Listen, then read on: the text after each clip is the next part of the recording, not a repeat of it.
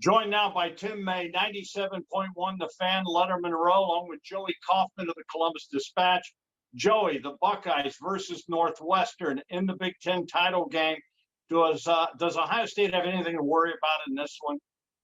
Well, I think there's a reason Ohio State's going to come in as a 3-touchdown favorite. The odds are heavily stacked against the Buckeyes, and Northwestern's a nice story. They were one of the worst offenses in the country last year. They were last place in the Big Ten West, and now they come up top the division and meet Ohio State in the Big Ten title game. But I don't think that equates necessarily seriously challenging Ohio State on Saturday, but a nice story.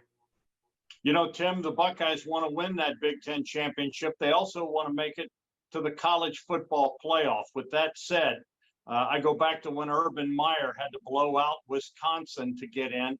Does Ohio State need to blow out Northwestern to make a statement in this game? I think if you go into any kind of contest thinking you're going to do exactly what you did 5 years ago, it's fraught with folly. Bottom line is they need to win, probably need to win convincingly just to close any doubts. And, you know, you've heard the doubts popping up over the last several days from people in the Southeastern Conference, from Dabo Sweeney, et cetera, whether Ohio State belongs with only 6, if in fact Ohio State beats Northwestern with only 6 wins, 6-0.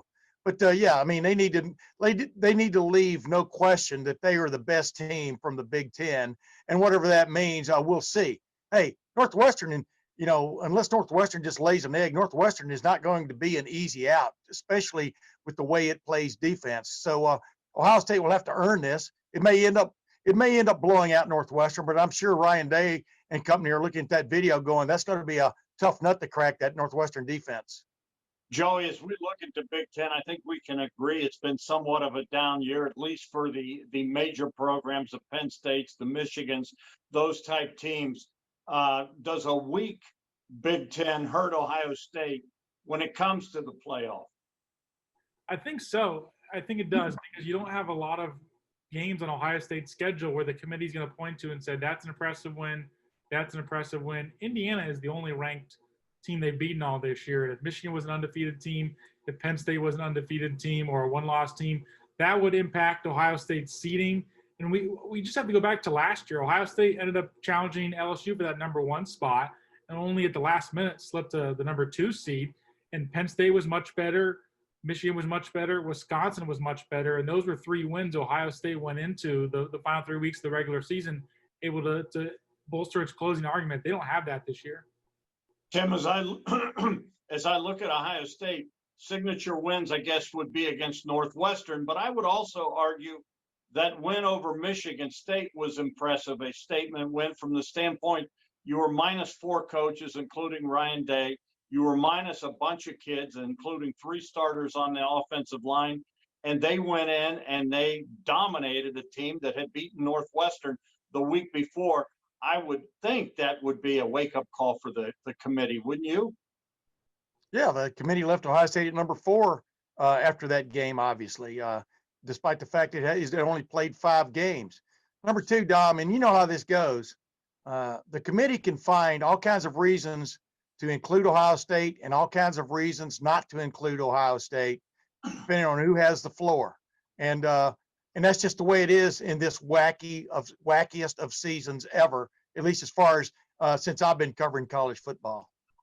Joey, we look at what the Big Ten did this week. Of course, the Michigan game was canceled. Ohio State only had 5 games. They changed that rule from the 6 to the 5. That was a no-brainer, wasn't it? Because Ohio State really is the only chance it has to get into the college football playoff.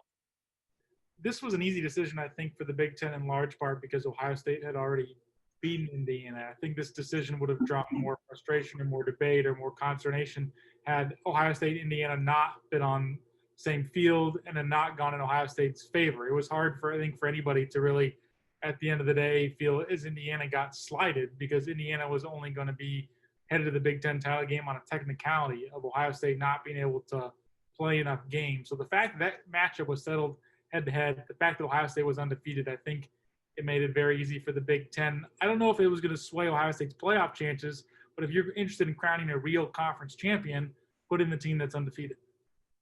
Tim, as you look at Ohio State, obviously they want to win the Big Ten title.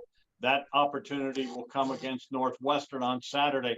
This team also wants to win a national title. Is Ohio State built to win it all this year, do you think? Yeah, I mean, where Ohio State has been stunted, his growth has been stunted, is more than anything is on the defensive side of the ball, because they've only played 5 games. They didn't have a spring football season, so to speak, to bring along some of those new starters in the defensive secondary. So they've missed out on that development process.